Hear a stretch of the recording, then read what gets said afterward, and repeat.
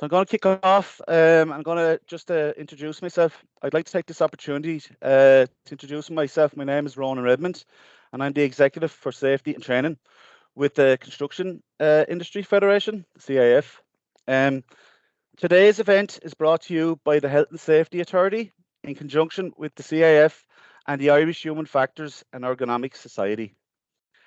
The learning objectives from this morning's event is for all participants to understand the importance of managing ergonomics risks in the construction sector and what practical risk assessment tools are available.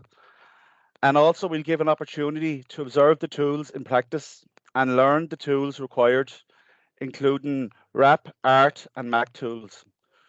We'll also revise best practice methods to be implemented and innovative solutions to enhance these tools and operations. We'll also look at case studies on actual site-based scenarios. So further to do, I would like to introduce our first guest panelist this morning, Frank Power. Frank works as a health and safety, works with the Health and Safety Authority in Ireland as a senior ergonomist inspector. Frank is a specialist in manual handling, ergonomic risk assessment, work practices, and is a leader in this field. I'll put you straight on to Frank. Thanks, Frank. Cheers. Thank you, Ronan. Thank you very much. And good morning, everybody. Very welcome to this event here today. We're delighted to see the big numbers. I know that Sean was telling me we had over 150 people registered, so that's great news from our perspective, and we're delighted you're here. Thanks for that, Ronan. What I'm going to do is just kind of give a little bit of context on why we're looking at addressing this manual handling hazard in the construction sector. My presentation is just titled Managing Ergonomic Risk Exposure in the Construction Sector, Current Strategies and Interventions. And what I hope to do in the next 10 minutes is to share with you some of our experiences in terms of some of the interventions that we have engaged with in the construction sector, looking at manual handling risk exposure. Because the reality is there is good practice, but there's also practices that need to be addressed. And what I hope to do here today in the next few minutes is give you some ideas in terms of what we think are important things to consider when addressing this risk. Because the reality is you as experts in health and safety in construction and safety reps and just people in general who work in the construction sector, you come across very significant hazards, from a safety perspective. What we're trying to do here today is put the picture, I suppose, put the camera on the health hazards in construction.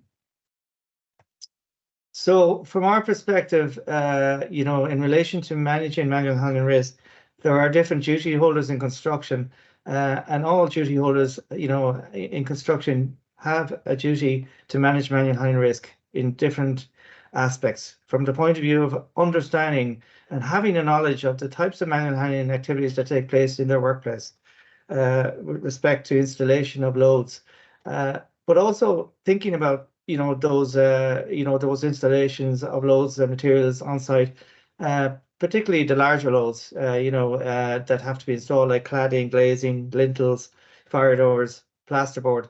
We need to consider, what important information is needed for us to make an informed judgment on whether or not there is risk exposure. So we need to have a knowledge of the actual flow process and when materials come on site. What's going to happen with them? Where are they going to be installed? But we also need to, very importantly, consider the technical aspects of the material, i.e. the load weight specifications.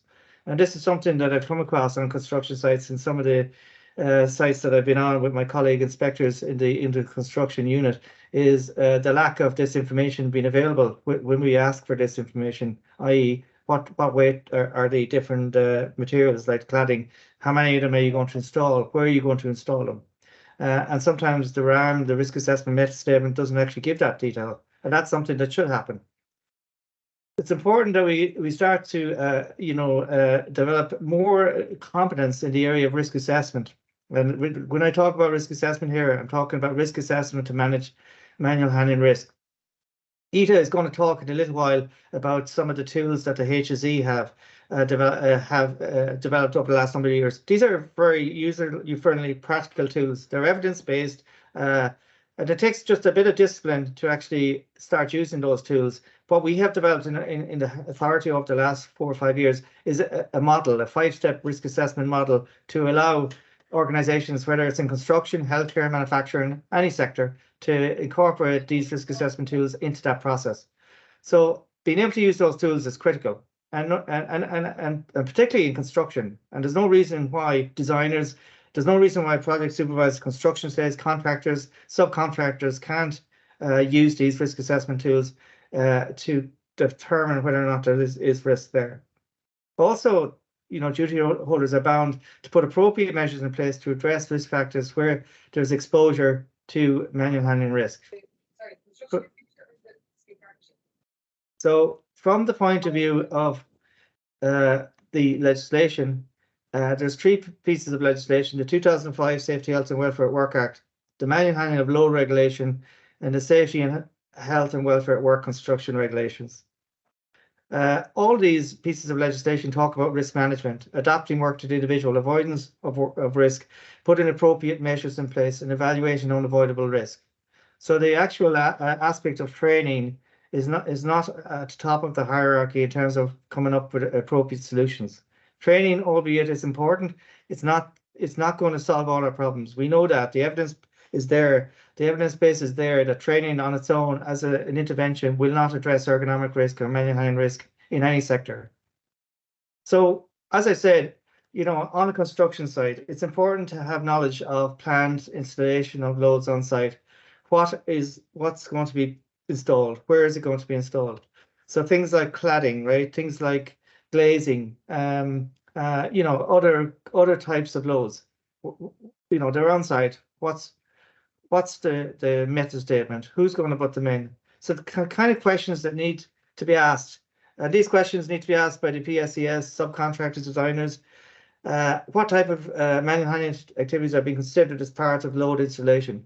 Where are these loads going to be handled, and what are the steps involved in moving a load?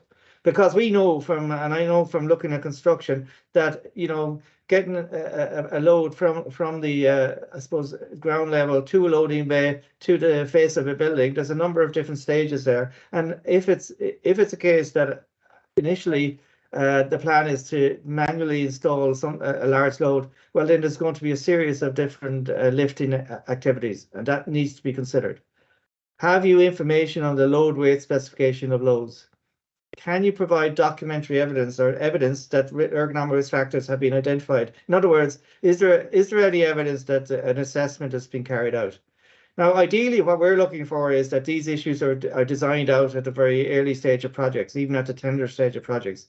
That's the ideal situation we would like to see. Can you provide evidence that appropriate mechanical aids are being made available to handle heavy loads? And have you prepared a method statement, a RAM, which outlines the system of work for installing heavy loads, which demonstrates how you're managing the risk exposures from the point of view of manual handling, whether it's excessive force, awkward posture? These are critical questions to ask. As I said, there are tools available: the MAC tool, the RAP tool, the assessment of repetitive tasks. I'm briefly going to talk through a case study here today where the MAC tool was used to highlight where risk exposures existed. I know that Ita, in her presentation, she'll be going through the practical use of the RAP tool and the R tool as well. So you'll get a kind of a good feel for some of the tools here today and how they work. So this is just an example of a snapshot view of a score sheet when you're using the MAC tool, which is the manual handling assessment charts developed by the HSE. So it looks at all the different risk factors, and all these risk factors are detailed in the regulations that we have, the Schedule 3 of the manual handling load regulation. But they're common risk factors anyway for manual handling. So we're talking about load, weight, and frequency, hand distance from the lower back, vertical lift region, trunk twisting, postural constraints, grip on load, floor surface. All those constituents, all those factors are relevant in terms of whether or not there's risk exposure. But if you're going to score and you're going to carry out a risk assessment, you have to have all your technical information collected up front. And that's what I was saying earlier about the importance of having the load weight specification information, having an understanding of where the activity is going to be carried out, or where the what the environment is like, access, egress, housekeeping, all those factors are relevant. So what I want to share briefly is an example of an issue that my colleague and I observed on site, and there have been a number of these interventions in the last couple of years.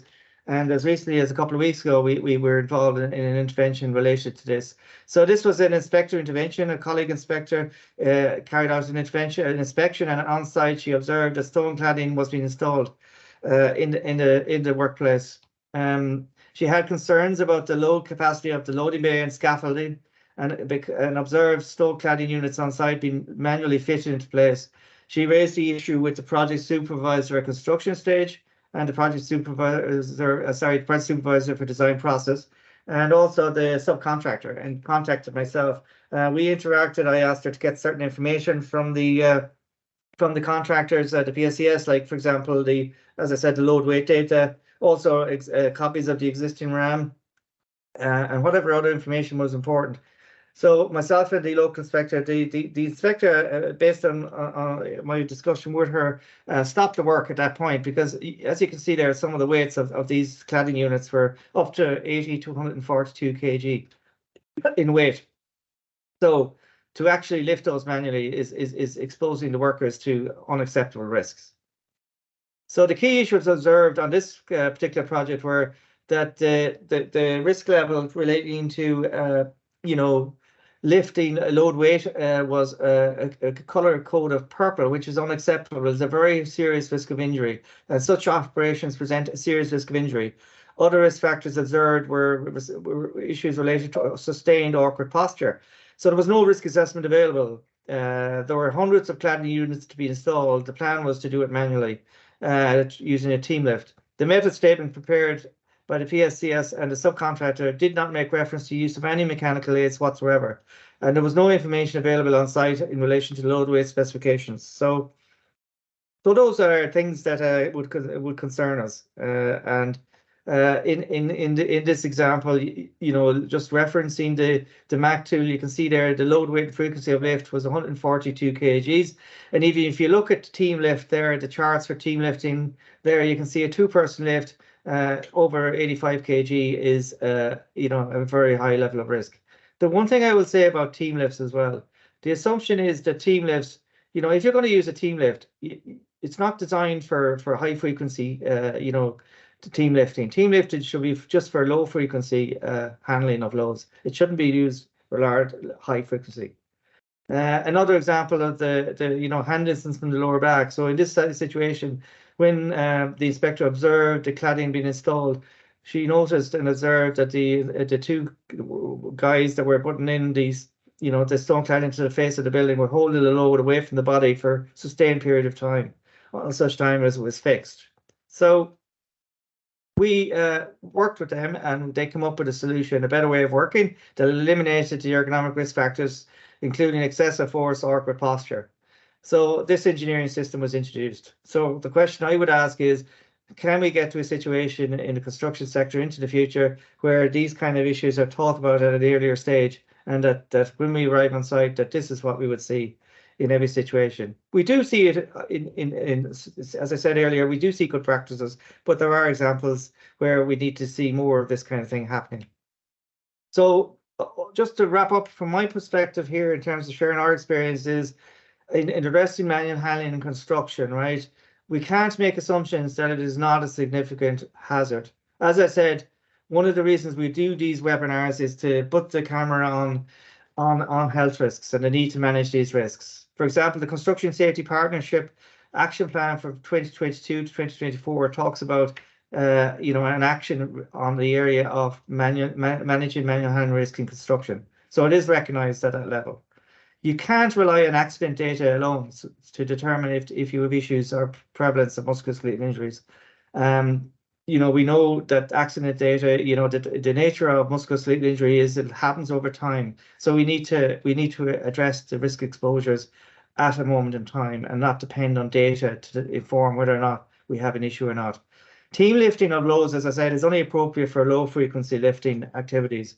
We need to think about projects on site where loads are going to be installed. So they need to take a step back. What are we going to be installing? Cladding, glazing, large plasterboard units, lintels, fire doors, whatever they are. I'm talking about the larger kind of loads there. We need to ask the question, how are these loads being installed? What's the plan of action? Do we have the load weight specification data? Do we know the planned system of work for installation? What is the work environment like? Is it likely that there will be exposure to manual handling risk factors? Has any kind of risk assessment been carried out to quantify manual handling risk exposure? Has there been any discussion amongst the key duty holders? Has consideration been given to using appropriate mechanical means to install the loads? Is there any sort of competence on site in terms of using these risk assessment tools? And is it something that has been considered at the design stage or tender stage of projects when materials are specified for installation? So they're all critical questions that we need to ask if we're going to effectively address these risks in a construction setting.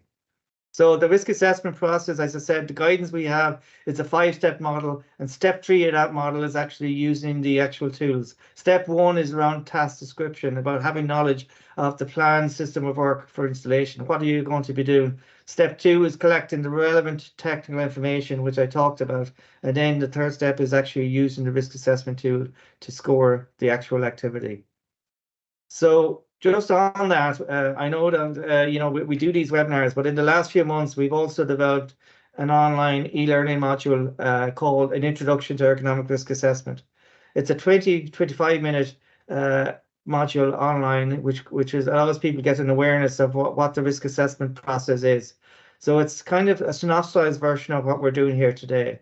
So I would recommend, and I know that Sean and Ronan referenced the links to those tools, and we put them up for registration as well. So I think it would be useful, even from the point of view of maybe health and safety professionals or safety reps within a construction setting, or the contractors, to actually look at these training modules and identify them as essential training, as a starting point anyway, to get knowledge of these tools.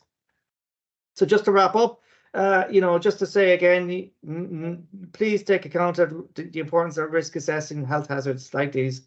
Be aware of planned load installation work activities on your site. So after today's event, think about that. When you go back to your own workplace or your own work construction site, what kind of work activities, what kind of material installations could result in a risk exposure for the guys and girls that are doing this work. Try to use the risk assessment tools. Look at the training module. Talk and consult with people. Refer to our guidance on our website. And last of all, just enjoy the webinar. And that's really it. I've given some links there. I know that Sean and Ronan have put up other ones as well. So thank you very much for your patience and listening to me. So thanks, Millian. Thanks. Thank you very much, Frank. Great oversight for addressing ergonomic risk in construction. I'd like to introduce our next guest panelist, Ita Leyden. Ita is a consultant ergonomist and forensic engineer. Ita is also director of Leyden Consulting. So you're very welcome, Ita. Thank you very much. You're all very welcome to today's webinar, and thanks, Ronan, for your introduction. So what I'm going to do over the next hour or so is to give you a practical overview of the use of 2 of the tools that Frank previously mentioned. The first tool I'm going to talk about is the RAP tool, and RAP tool is for the risk assessment of pushing and pulling tasks on construction sites, or indeed, I see some of the names coming up there. You're not all from construction, so the same applies in any workplace. And then we're going to look at the assessment of repetitive tasks. But one of the important things that I would like to say initially is that this webinar is supported not only by the Construction Industry Federation and obviously by the Health and Safety Authority, but also the Irish Human Factors and Ergonomics Society. And they I'm part of the group that the Irish Human Factors and Ergonomics Society are about promoting professionalism and best practice in the whole area of ergonomics here on the island of Ireland. So if anyone is interested in the whole area, There are lots of resources available on the website, the ihefs.ie website. And indeed, there are regular lunch and learn webinars and lots of other resources available on the Irish Human Factors and Ergonomics Society website. And I'd encourage you to visit that website to get additional information. So in terms of what I'd like to run through today, so I'm going to talk through all of the tools, but specifically focus on RAP and ART. And if any of you haven't done so already and would like to partake in the small practical exercise that we're covering today, in the Q&A section, you'll see a link to 2 documents. And the first document that you've a link to is the PDF version of the RAP tool. And for those of you who can see me on camera, that is the printout version of the RAP tool. And you can also download the ART tool there as well, or the guidance document for the ART tool. So as I say, that's just for anybody who wants to partake in our small exercise later on this morning. So the suite of tools are MAC, which stands for Manual Assessment Chart. So that tool is used for manual handling assessments, lifting, carrying, and team lifts. When someone is involved with the pushing and pulling task, the RAP tool is used, and RAP stands for Risk Assessment of Pushing and Pulling. And then if the task involves repetitive activities involving the upper limbs, the tool that's preferred is the ART tool, and ART stands for Assessment of Repetitive Tasks. One of the nice things about these tools is not only, as Frank mentioned, are they evidence-based, but they all have the same touch and feel. So regardless of whether you're selecting to use the MAC, the ART, or the RAP tool, they all follow the same type of interface. So they all start with a guidance. They all then follow through with a process flow, which you follow through step by step. And you end up with your completed risk assessment. So today, as I say, I'm going to look specifically at the RAP tool. And with the RAP tool, there are 2 types of operations that are distinguished in the RAP tool. So anyone who has the PDF or the publication printed off or is familiar with it, you have section A and section B. So section A, the first part of the RAP tool, gives you guidance for assessing tasks involving pushing or pulling of loads that are wheeled. And then the second, or part B section of the RAP tool, is for pushing and pulling loads that are not on wheels. So that would involve your churning, etc. So, and each involves a flow chart, then the assessment guide, as I mentioned, and a score sheet. Now, the tool is not appropriate for assessing push and pull tasks involving just the upper limbs, just the lower limbs, or power handling equipment. And I think it's very important because of the nature of these evidence-based tools. If we use them in the wrong application, we're going to end up going down the wrong route for any corrective action, or thinking that there might be a risk when there's not, or even worse again, thinking that there's no risk when there is. So we're going to look at the RAP tool. And one of the questions that always arises is, when do I know if I need to carry out an assessment? So the guidance document has details of what we call a risk filter.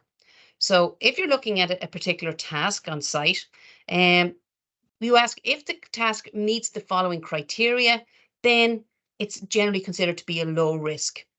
So it's that the pushing and pulling force is exerted by the person is applied with the hands, and the torso of the person is largely upright and it's not twisted. So if you're looking at a particular task and someone is leaning in the direction of travel and you can show that they're putting their body against it, then that doesn't reach these or meet these risk filter criteria. So an assessment would be required. Then also the hands should be between hip and shoulder height. And again, these are all indicators of all of these apply. The task is generally considered to be a low risk. And the distance moved without a pause or a break is no more than 20 meters. The tasks being assessed do not require significant forces to complete, such as leaning in the direction of travel, as I mentioned. The load can be moved and controlled easily with one hand. There are no extra risk factors involved in the assessed tasks, such as there's no pushing and pulling up and down rope ramps or slopes or uneven floors or constricted spaces or tripping hazards. And there's been no complaints or suspected injury associated with the tasks. So if you're answering in the negative for any of those, then you should be carrying out a risk assessment. And the RAP tool is the ideal assessment tool to use. So how do we carry out an assessment? In very basic terms, it's about observing, and it's looking at the activity or thinking about how the activity is going to be carried out. It should involve consultation with those who are carrying out the activity. And based on that, you can then select the appropriate assessment tool. And what I mean here is, if it's a push and pull activity, you decide at this stage whether it's part A, which is the task involves pushing and pulling wheeled equipment, or if it's part B, where there are no wheels involved. And then based on that, you select the appropriate flow chart. So we're going to start by looking at the flow chart for pushing or pulling loads on wheeled equipment. So what you do is you go through each step. So the first step is to assess the load weight. And we're going to go through these in a few moments. And we assess the load weight based on the guidance document, which, as I say, you have a link to there. Then we assess the posture, we assess the hand grip, we assess the work pattern, and you get the picture. We follow through each of the steps and we assess each one individually. And when we're assessing each one individually, the result is that you can have a score and a risk based on your red, amber, and green. So if the guidance document you apply, or the guidance you apply, indicates that a particular load weight is low, the score there is 0. So when you're filling in, and this will make more sense when we look at the score sheet, when we're filling in the score sheet, we have to capture initially the basic detail for any risk assessment, including who the assessor is, when the when the assessment was carried out.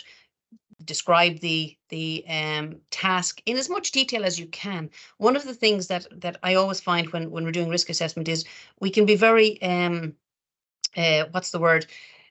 reserved on the number of words that we use. Remember, a risk assessment is there to communicate the risk and the control measures to individuals who are exposed to the potential harm. So don't be shy with words, and don't use words that people who are going to be affected won't understand. So describe this in as much detail as you believe is necessary for the person who is going to be affected to understand what you're assessing. Then you also go through the questionnaire that identifies whether or not the operation might be a particularly high risk. And that would be if the operation has a history of incidents. Here you'll see the company accident book are referenced to RIDDOR. Now, RIDDOR is referenced in all of the HSE tools because, as you're probably familiar, RIDDOR is the UK's version of reporting of injuries, diseases, and dangerous occurrences. So that RIDDOR is referenced, but it's the equivalent here in terms of the Irish context. If the task has resulted in a reportable accident, well, that would be an indication that it is a higher risk. Maybe the operation is known to be hard or high risk work. Employees doing the work show signs that they are finding it hard. So when you're observing them, they're actually breathing heavy, they're red-faced, they're sweating, they look as though they're struggling. That's a darn good indicator that it's a high risk activity. Or indeed, it might be just with discussions with employees that there's some aspects that they might find difficult. Or if there's other indications from complaints or otherwise, that might indicate that the task is a high risk. So then we go to the score sheet. Now, don't get too perturbed on this. It looks quite complicated, but it's actually quite easy to complete. So this is the score sheet for wheeled equipment. And when it comes to wheeled equipment, you can have small equipment, medium equipment, and large equipment. And these are described in detail in your guidance document. So your small equipment would include your equipment with 2 wheels, for example. And as you go through, you select initially, one, am I assessing a task involving wheeled equipment? So you're on part A of your guidance document. And then you look and say, right, what type of equipment is it? Is it small, medium, or large based on the guidance document? If it is small equipment, you use columns 1 and 2 here. So we have our small equipment and we use columns 1 and columns 2. If it's medium, we use columns 3 and 4, etc. And as we go through, we assign a color and a score based on to each risk factor based on the guidance document. So we score load weight, and the guidance document tells us if we score the load weight as a 0, what color that should be. And we normally fill out a color and a score for each of the risk factors. Importantly, with the manual handling and pushing and pulling, each individual risk factor on its own could cause an injury or musculoskeletal ill health. So unlike your traditional approach to risk assessment, where we assign maybe a probability rating and a severity rating, and we get a final score, and then that final score is an indicator of the level of risk. When it comes to manual handling and pushing and pulling, we assess each individual factor independently. So we don't look to the final score to give us an indication of risk. If we have any red and high scores in relation to hand grip or work pattern, they in themselves indicate that that particular activity is a high risk activity. So let us have a look at the type of equipment and the load. So the first we talk about is the small, medium, and large equipment. Now, this is a direct cut and paste from the document that you could, the PDF that you can print off. So we're on page 4 and 5 of that equipment. And we identify the equipment used. And if more than one piece of loaded equipment is moved at a time, so for example, 2 trolleys, we assess the total load moved. And we need to know, we assess the weight of the equipment and the weight of the load being carried. If the same equipment is being used to move different loads, well, then we have to do different assessments for the different loads. So we have good illustrations from the guidance document. So this would be typically what's referred to as small equipment. So if I could just show you here that if you have a wheelbarrow, for example, and the load in the wheelbarrow is less than 50 kilograms, that would indicate that as far as the weight and the load is concerned, that's a low risk. So that gets scored a green and a 0. Now, when you're filling in the score sheet in a manually, you can either use G to represent green, or you can go all fancy and have your colored markers. But when you're on a building site, the choice of using colored markers now might be a bit too much. So it's very practical just to write down G and all the score subsequently. If the load, for example, is 50 to 100 kgs, well, then it's assigned a medium and it's an amber, and it's a score of 2. Now, if the load, you'll see here that we have a purple risk. So normally with the risk assessment process, we'd have low, medium, and high risks. With these tools, they also introduce a purple risk, and a purple risk indicates that the risk is really off the Richter scale. So if the load exceeds the equipment's rated capacity, in other words, the manufacturer's recommended maximum weight, well, then that's an unacceptable level of risk, and the task should be stopped immediately. So we look at the equipment. Is it small? So A refers to the part A of the RAP guidance document, and 1 is the first step in the process. If medium equipment is something that has 3 or more fixed wheels and or casters, such as your roll cages, your Euro bins, your waste bins, etc. And again, you assess the weight that's being pushed and pulled, and that subsequently will indicate whether you have a green, amber, or red, or indeed a purple, and the associated score. Now, what you might see here is, or what you should see here is, that we have 2 scores for red. So if the load in a medium equipment that's being pushed and pulled is between 500 and 750 kilograms, that's a high risk, but it has a score of 4. if the load that's being pushed is more than 750 kilograms, it's still a high risk, but the score is 8. So what this is introducing now to you is that we have the color coding and the scoring. So the first thing that we look at when we're determining what risk factors we have to introduce control measures for, we start by looking at the color, and then we look at the associated score for that color. And the score is dependent on the contribution that risk factor makes to musculoskeletal ill health. So some risk factors are weighted more heavily than others.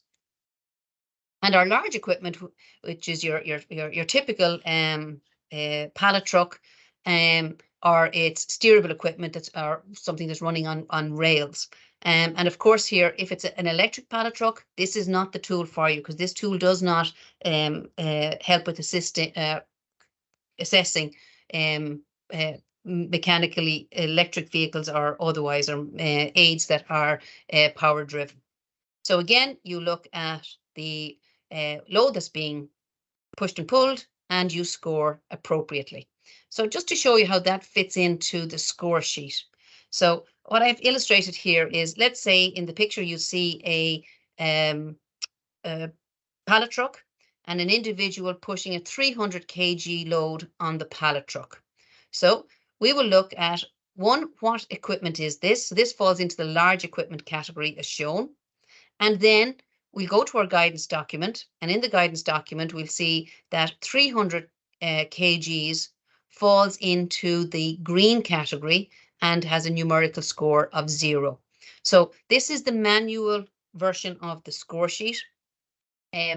There are online versions, which I'll talk you through at the end of the workshop. So we've looked at the load weight. Now we go to the posture. And again, what's great about these tools is that they're very good graphics. So you literally look at the task being carried out and you compare it to the graphic illustrations on the guidance document.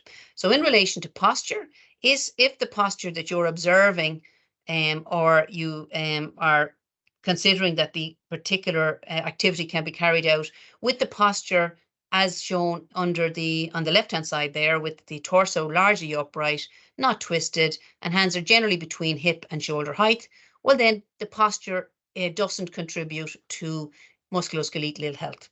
However, if the posture is more like the middle set of graphics there, if the body is inclined, or the torso is noticeably bent or twisted, or the hands are below hip height, well then that posture is introducing a medium risk of musculoskeletal ill health, and it's weighted as a score of 3. And if you see, as in the third graphic there, that the body is inclined in the direction of travel, the torso severely bent or twisted, hands are behind or on one side of the body or above shoulder height, well then that indicates that that particular activity is a high risk, and the risk is associated with the posture that has to be adopted to carry out that pushing and pulling task. Because that's another very good thing about these tools, is that when you assess each individual risk factor, that helps you identify where you need to focus your attention to reduce the risk.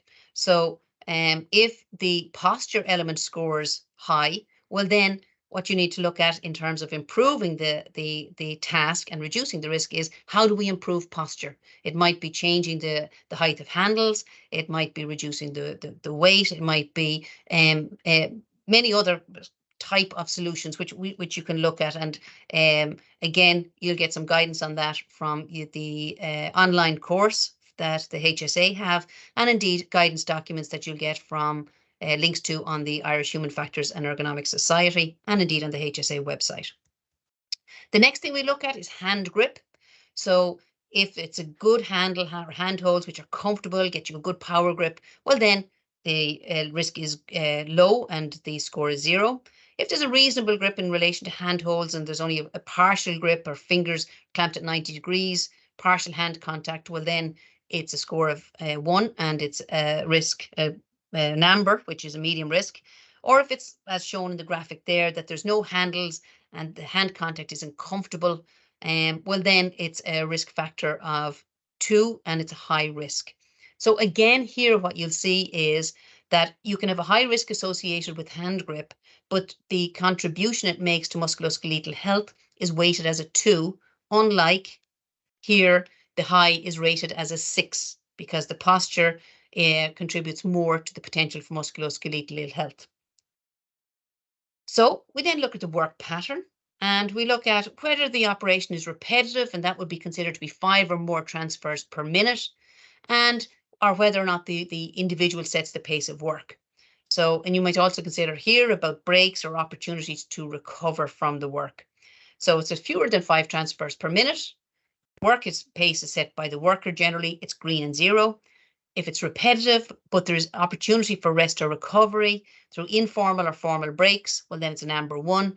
Or if the task is being carried out, the pushing and pulling activity is more than 5 times per minute, well, then it indicates that it's a red 3. Then we look at our travel distance. And here what we're talking about is from start to finish in a single trip without an opportunity for a rest or a break. Now, most pushing and pulling activities will result in a distance of being pushed or pulled for more than 10 meters. In my experience of doing many assessments. However, if during that 10 meters, the person, if they feel uncomfortable, they can stop, or they're going to chat to someone in the corridor, well, then that's an opportunity. They don't have to push the 10 meters all at once. Well, then we'll score it a green 0.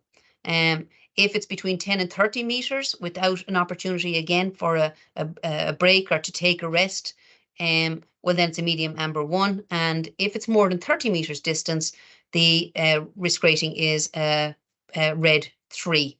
Now, here again, the objective of these tools is that you don't need to start getting out measuring instruments.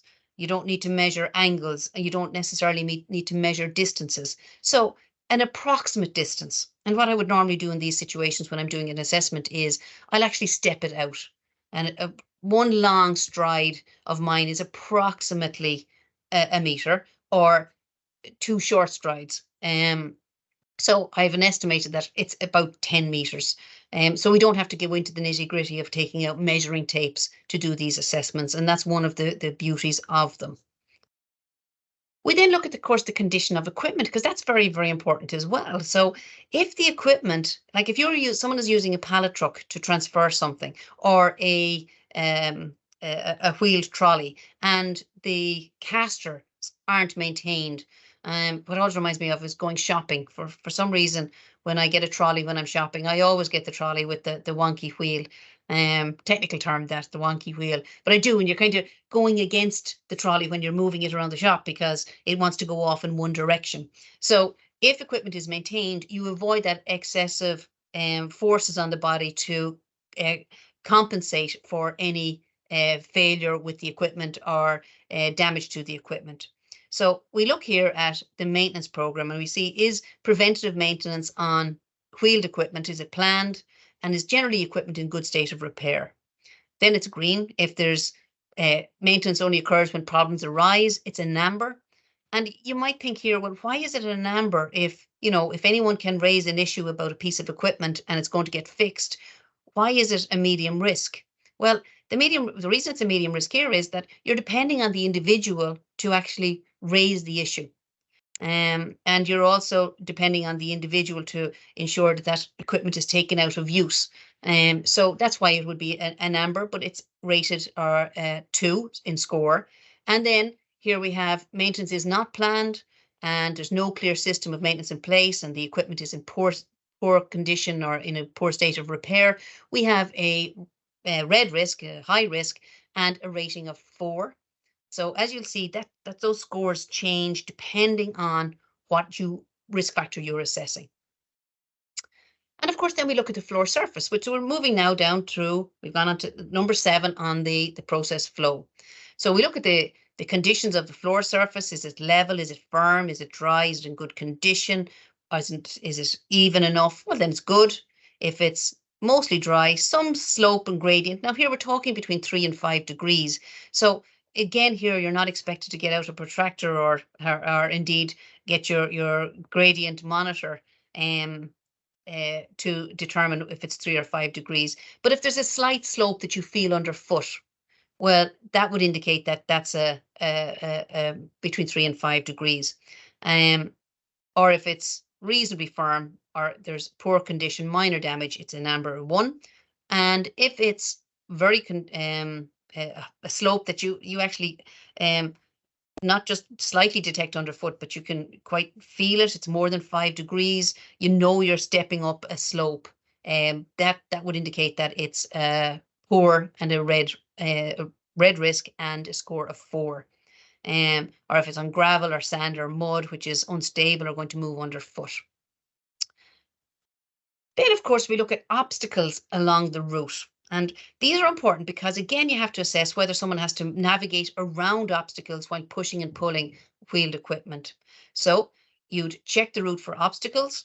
And one of the, just to give you an example here in real terms, that in some situations, you're actually assessing the activity as it's about to happen. It's much better to plan in advance. And as Frank mentioned, that's why we need to look at what has to be pushed and pulled and moved around construction sites at the design stage, or during construction when things are being at the planning stage. And I was working with a company recently, and part of the planning for introducing equipment was, how are the parts that are taken off the equipment going to be transported to another part of the site? And a lot of work went into planning the route to avoid obstacles, and lots of changes were made in the design phase, which removed obstacles and therefore reduced the risk associated with pushing parts from one machine to another on a trolley. So if the equipment is moved over trailing cables or over raised edges, up or down ramps, up or down steps, through closed or narrow doorways, around screens or confined spaces, around bends and corners or objects, then we consider those as an obstacle. So we only look at the type of obstacles here, and this is one kind of mistake that people make when using this tool. If I have to go through 2 narrow doors, they're the same type of obstacle. So that would indicate that that's one type of obstacle. Even though there's 2 of them, it only gets a score of a reasonable and a number 2. If, however, I have to go through 2 narrow doors and go over trailing cables, now I have 2 types of obstacle. So therefore it goes into the red 3 scoring. And then we consider other factors.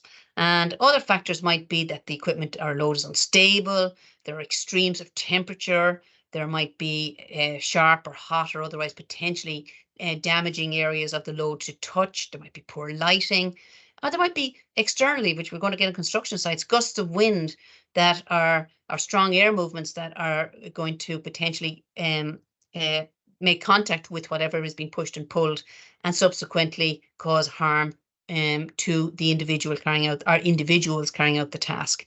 So again, here we look at a score accordingly, whether one of more of these factors applies.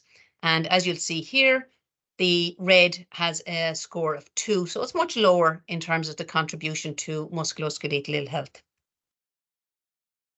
So that was going through the process flow, and we put each of those onto the score sheet. Now we're going to look at section B, and section B refers to equipment that is has no wheels. So we're going to start again, look at our guidance document and look at our load and our weight.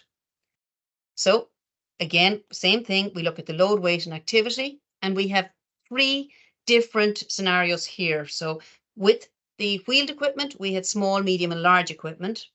With non-wheeled equipment, that can either be moved by rolling, by churning, or by dragging, hauling, or sliding. So we have a different risk factor or guide for each of these. So if, for example, the task involves rolling equipment, we look at the load that's being rolled and we score accordingly. If it's being churned by pivoting or rolling along the base edges, well, then again, we look at the weight and the score here. So if, for example, I'm churning something that's 80 kilo or 100 kilograms, that is a medium amber 2. However, if I was rolling 100 kilograms, well, then that's a low risk in terms of the activity. Then we have dragging, hauling, or sliding. So again, here, the weight that is being dragged or hauled or being slid along the ground reduces and will indicate the level of risk. So if I'm pulling or hauling a 30 kilogram weight, well, then that produces a medium risk of musculoskeletal ill health. Now, remember, we're only assessing at each stage the weight here. We'll assess the posture separately, and we'll assess the floor surface separately again. So again, it's a mistake people make in carrying out these tools. They're saying, oh, well, he's dragging 25 kgs, but it's over rough terrain, so I reckon it's a medium.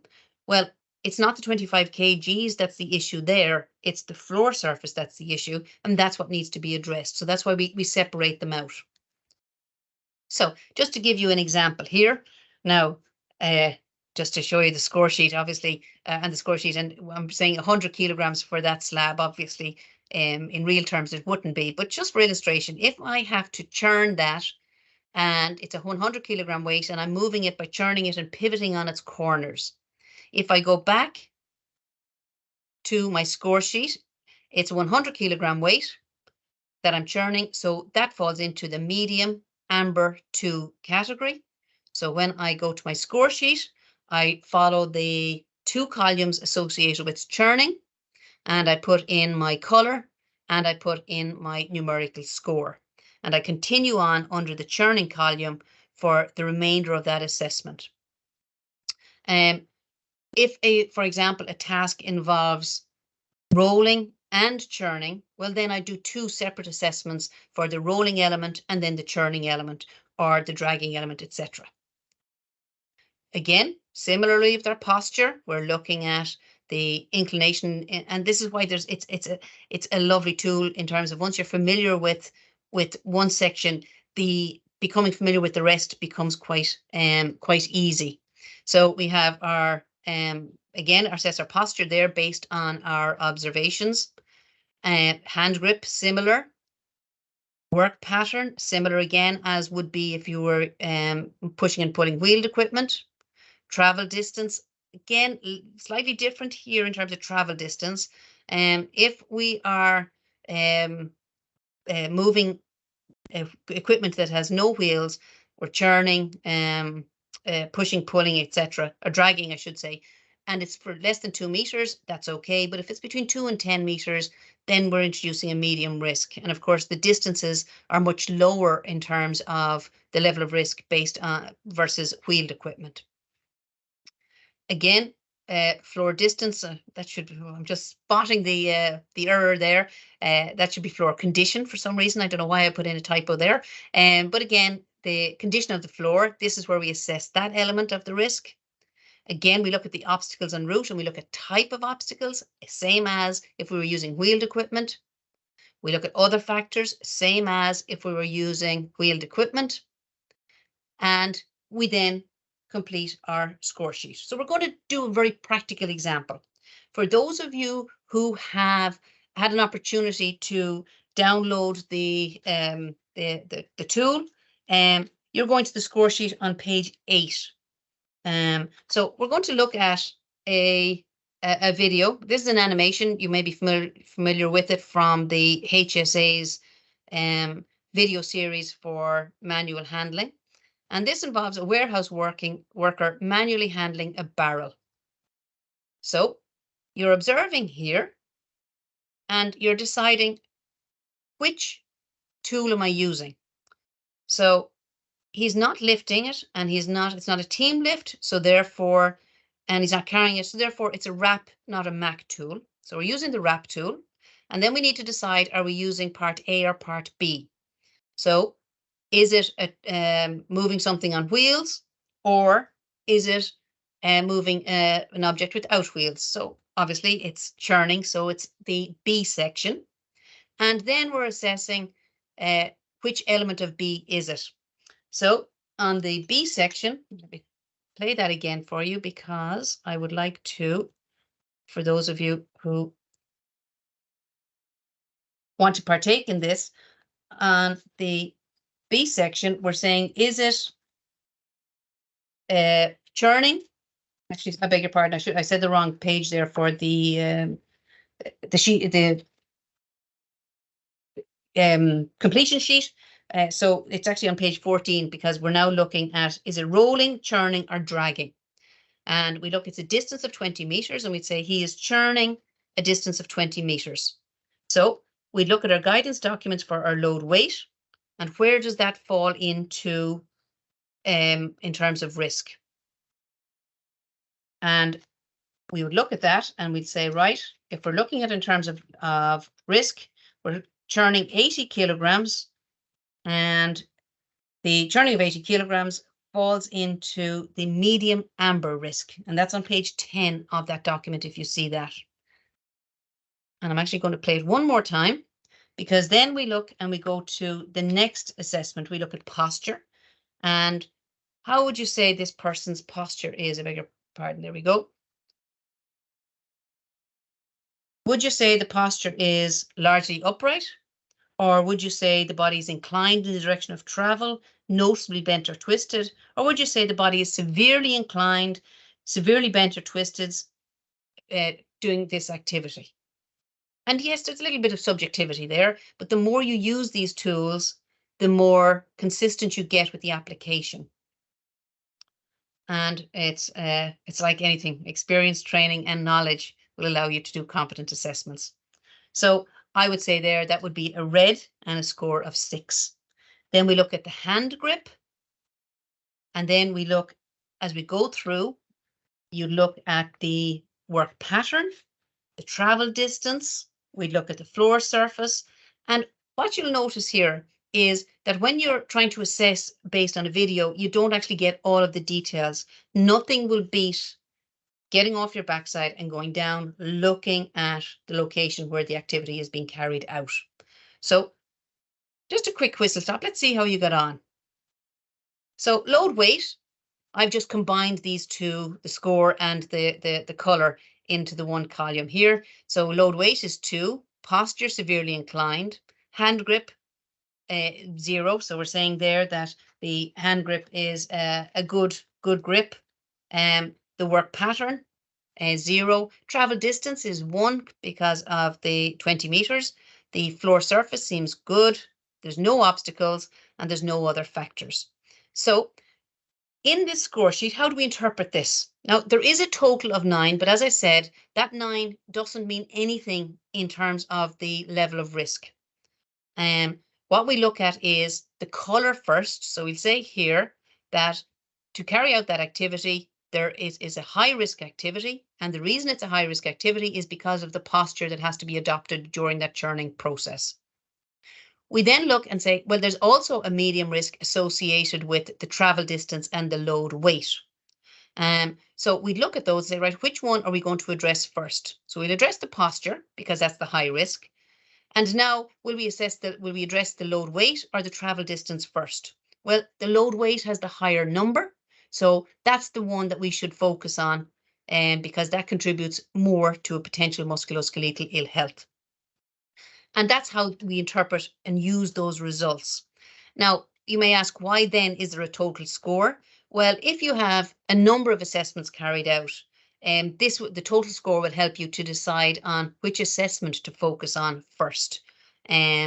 But a 9 versus a 16 does not give us any indication of the level of risk. So at this stage, we're going to continue on into the art tool. But as Ronan suggested, if anyone wants to stand up, walk around and turn their monitor screen so they can see the presentation while they're standing up or walking around, please do so, because that is all part of this good ergonomic practice, which is where bodies are not designed to be sitting for an hour in a seated position without giving our muscle groups a chance to recover and take a break. So, and also I'll say, if as we're going through there are questions arising and I'm not addressing them in my presentation, feel free to write them into the Q&A section. So at the top of your screens, you will have a Q&A icon.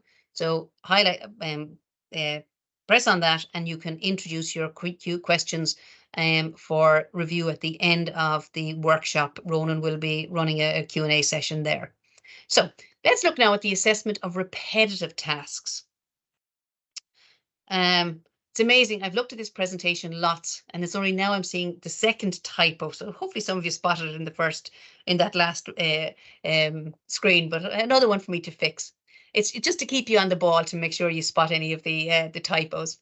So what is the ART tool? The ART tool is the tool that's used for assessment of repetitive tasks that require repetitive movement of the upper limbs. In other words, the arms and the hands. And this would be typical in your assembly, your production, processing, packaging, packing, etc. But it's also prevalent in the construction industry. Not quite as much as you have in your assembly, etc. But one of the examples we're going to use here is tying rebar, which is quite a repetitive task. So we look at tasks that involve the upper limbs, that are repeated every few minutes or more frequently, and that they occur for at least 1 to 2 hours per shift. Although using a computer uses the upper limbs, the ART tool is not suitable for carrying out DSE assessments, and that's just a minor reminder for you. So again, we have, when do we need to carry out an ART assessment or an assessment of repetitive tasks? We have a risk filter. So again, we'd look at if the task reaches the following criteria. If it does, it's considered to be a low risk and no further assessment would be required. So basically, there's been no complaints, no medically diagnosed cases of upper limb disorders. There's been no improvised changes to the work equipment. Now, that is a really good indicator that there's an issue. If someone is using a scalpel, for example, let's say a chisel, for example, and they have tape around the handle of the chisel, and they've modified it to make it more comfortable for them to use, that's a good indicator that there's an issue with it from an upper limb perspective. Also, we might look, we need to consider the amount of repetition. So if there are no repetitive elements to the task, such as repeating the same motions every few seconds, or a sequence of motions more than twice per minute, or we talk about cycle time here, and I don't want to spend too much time on cycle time, but if someone, for example, is taking doing some plastering, and they're taking the plaster from the board and then they're putting the plaster on the wall. The whole cycle of removing the plaster and placing it on the wall might take 10 seconds, but the first 2 seconds are about taking the plaster off the board, the mortar board, and then the other 8 seconds is the task of moving the hand up and down, putting the plaster on is repeated. So in that case there, the cycle might be 10 times, but the same sequence of motions is being carried out for 8 out of every 10 seconds there. So it would indicate that an ART assessment is required. We look at working postures again, extremes of joints, awkward postures, stretching to reach items or controls, working overhead. And we look at forces also in terms of if there's grasping or gripping or steadying or supporting of work pieces, if there's impact or shock being transmitted to the body from tools or items, then an assessment would be required. And of course, the other feature there, of course, would be vibration, which also contributes to the risk factor for repetitive tasks. So if someone is exposed to equipment that vibrates, or indeed tooling that vibrates, and though the levels of vibration are more than the action level that in the vibration regulations. So here again, with any risk assessment, same as I said with the RAP, we have to capture the basic information about who did the assessment, where it's done, what the activity is. And with this tool, the additional information that we need to capture in relation to the risks for repetitive tasks are, whether or not it's one hand involved or one upper limb or both upper limbs. Is it right, left, or both? We need to look at the hand tools that are used. We need to look at the rate of repetition, so we captured that. We also need to look at for the duration of the repetitive task.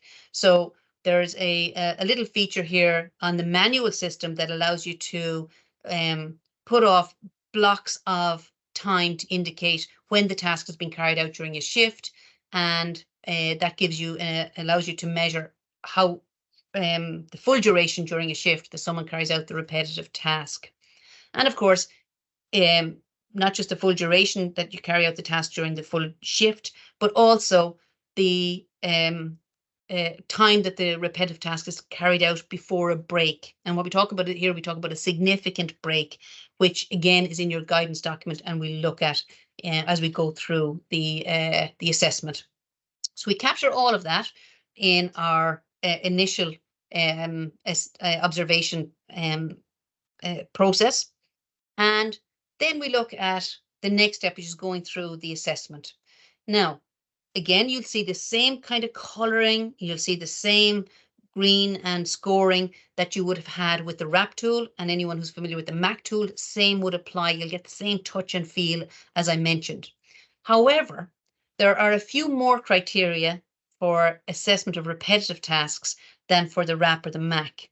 And again, we just simply follow through the process. So the first thing we assess is the frequency and repetition. So we look here at the arm movement, and then we look at the number of times the same muscle group is used or repeated. We assess those in a stage A. We then look at the force, and again, we look at our guidance document to score and color our force risk factors. And then we look at the posture, but in the posture side of things for repetitive tasks, we distinguish between the head and neck posture, the back posture, the arm, the wrist, and the hand and finger. We assess each one individually. So there's a little bit more skill involved, I have to say, in doing the ART assessment than the MAC assessment, because we need to literally look at whether a particular posture is associated with the head or is it associated with the back. And indeed, is it the wrist or the fingers? And then we go and we look at section D, and we look at the breaks, we look at the work pace, and we look at other factors. And when we complete the assessment, we get a score at the end of that.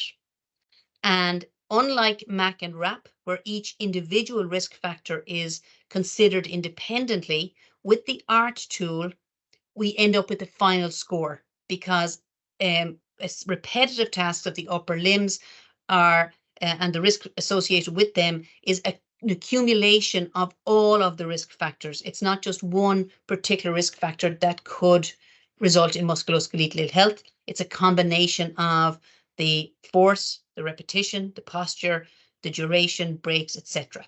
So we do look at the final score here. So we get a final score, and then with the final score, we look at for how long the activity has been carried out in a full shift. So we get what we call a duration multiplier, because the longer the activity has been carried out during a shift, the greater the risk of musculoskeletal ill health. So let's have a look at it.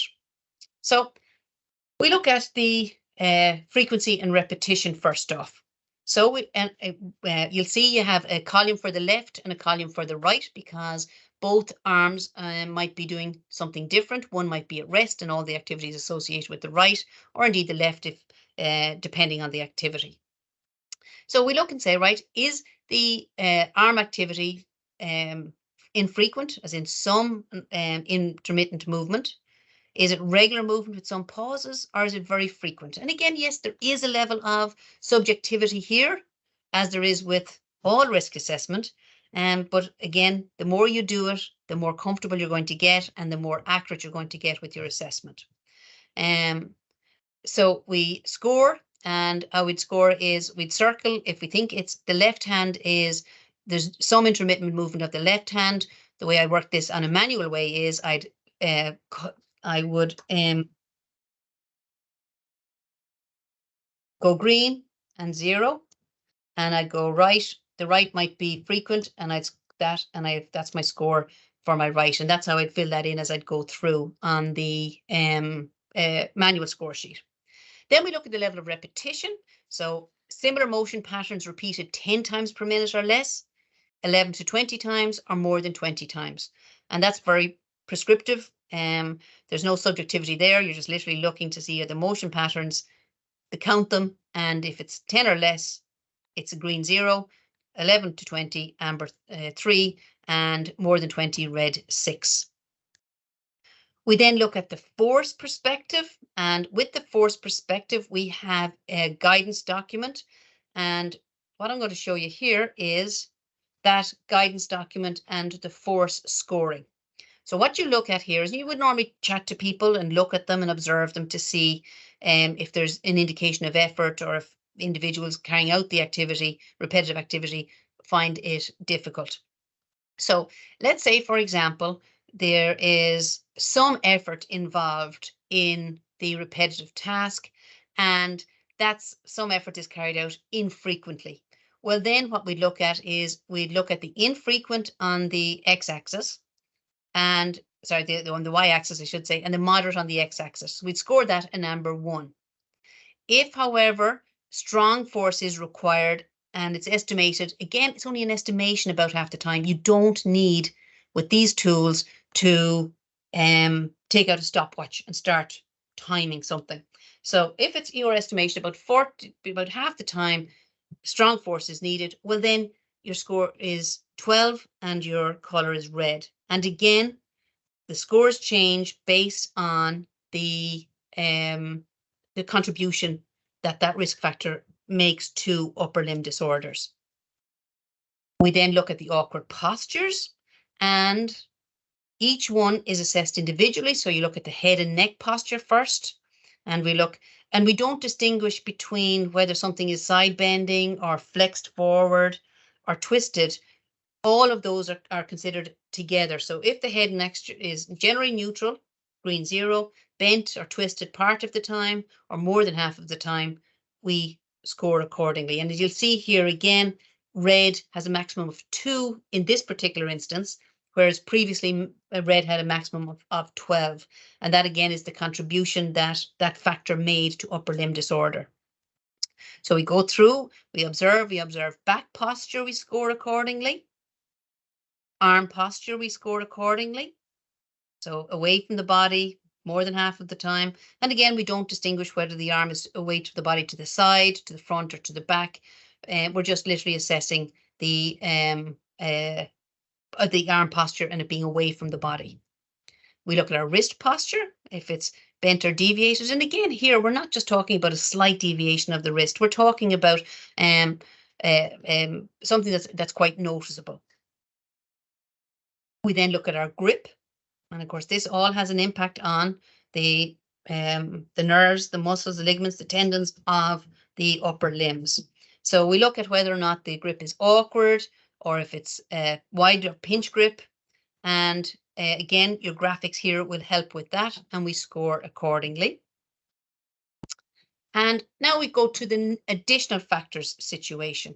And in terms of the additional factors, we look at the breaks. So with the breaks, we look at if there's less than 1 hour of work, continuous work, it's a green and a 0, because if it's less than 1 hour, that gives an individual an opportunity for the muscles, the muscle groups involved to recover and go on to be able to continue the task again after a significant break. If it's 1 to 2 hours, it's an amber 2, 2 to 3, amber 4. So again, we have different weightings here for each of the risk factors. And just to be clear, when I talk about a significant break here, it's in your guidance document, we're talking about a break of 10 to 20 seconds every 2 minutes, or a break of 5 to 10 minutes every hour. And the break doesn't necessarily mean totally stopping a task. The break might be doing another task that involves the use of a different muscle group, set of muscles or different muscle group. We look at the work pace. And here we try to talk to people and ask, do they find it difficult to keep up with the work? Or if you see people struggling, to keep up with the work, that would give you an indication that the work pace is a factor to musculoskeletal health. And then we look at other factors, and the other factors that can affect musculoskeletal health include maybe gloves that affect gripping and make the handling task more difficult. And this, of course, would be quite common on your construction activities. Maybe there's a tool that has to be used to strike 2 or more times per minute, or maybe the hand is used as a tool and you're using that more than 10 times per hour. Or maybe the tool causes compression of the skin. All of these are indicate that they contribute to musculoskeletal health. One mistake, however, that people do include here, which is, and we've often had it at other workshops where they indicate, oh, there's noise, it's a noisy environment. Noise isn't an issue in terms of assessing upper limb disorders. So we're literally looking at what can affect the upper limbs. And then we look at the duration and we multiply our score based on whether or not the full activity has been carried out for 2 hours, 2 to 4, 4 to 8 hours, or longer than 8 hours in a day. As with most situations, we do have to record psychosocial factors where the work might be monotonous or there might be excessive work demands, but we don't rate these. But if they become to your attention during an assessment, what I would always advise is you highlight it to the powers that be that can deal with those particular issues. They'd be outside of the competence of many individuals. So we fill in our score sheet with our, and we'd have a different score sheet color and score for our left and our right hand. So I'm going to show you a short example here. And sorry, I beg your pardon. Just in terms of what the score means, generally, if the total score is less than 11, it indicates a low risk. Between 12 and 21, a medium risk, so further investigation required. And if it's over 22 or more, you should investigate urgently and change something to reduce the risk. So I'm not going to give you an opportunity to do this because I'm conscious of time, but I'm just going to show you rebar tying here as an example. So you're looking at the activities of the right and left hand, and I'm going to zoom out in a second to show you the actual physical posture of the neck and back. So one tie every 3 to 4 seconds, total of 5 hours per shift. You can see the arms are away from the body. You can see there that the actual head is in line with the back. So the issue there is actually the back posture, not the head. So that's what we'd be scoring.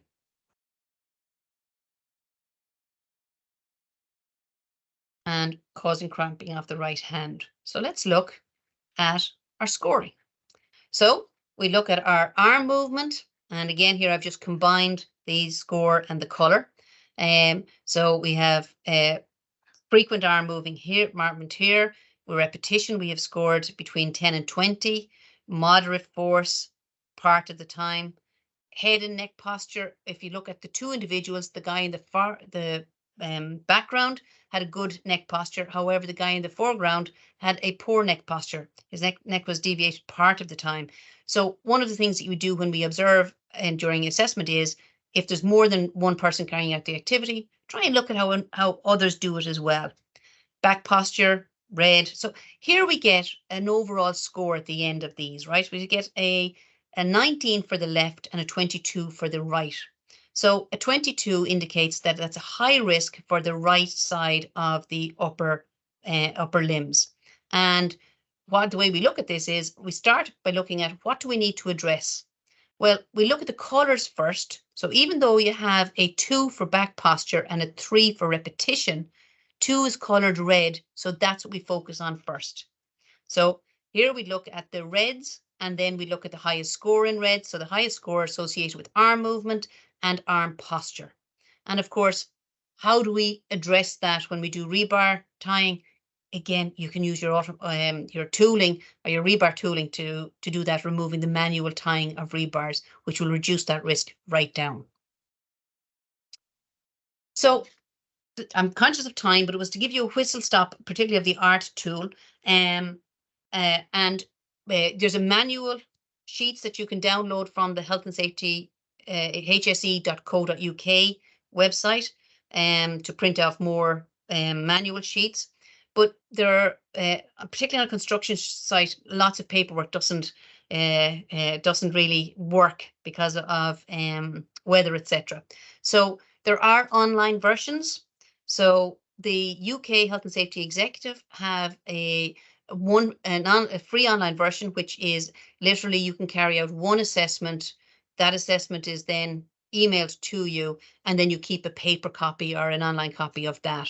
They have a subscription based premium package that allows you to carry out Mac Art and Wrap online, and that then you can searchable records, etc., of those, and you have your physical record on the cloud system. And also in the Irish side of things, we have Easy Ergo, and it's also a subscription-based premium version, and that allows you to carry out Mac Art and Wrap assessments, but also includes the possibility of doing DSE assessments, which is a benefit, of course, for all organizations where they have any administration whatsoever.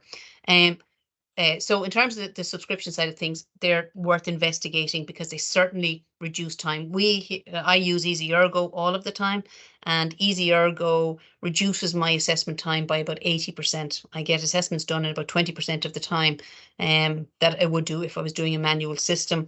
And it also allows me then to have them searchable by location, by department, by person, by risk level, by corrective actions, by how long the corrective actions are outstanding, completion dates, etc. So they're both available. I'd encourage you to consider the online versions because it does make life an awful lot easier, and record keeping, which is the most important thing, also very, very easy to do. And I'm going to now pass back to Ronan for, I'm going to discard any of my notations, and I'm going to pass back to Ronan for any Q&As. So let me stop sharing, and we'll go back. Yeah, thank you very much, everyone. Thank you, Ita, for the comprehensive overview of the recommended assessment tools, and also the detailed guidance on completing art and wrap assessments. It was great. Thanks a million.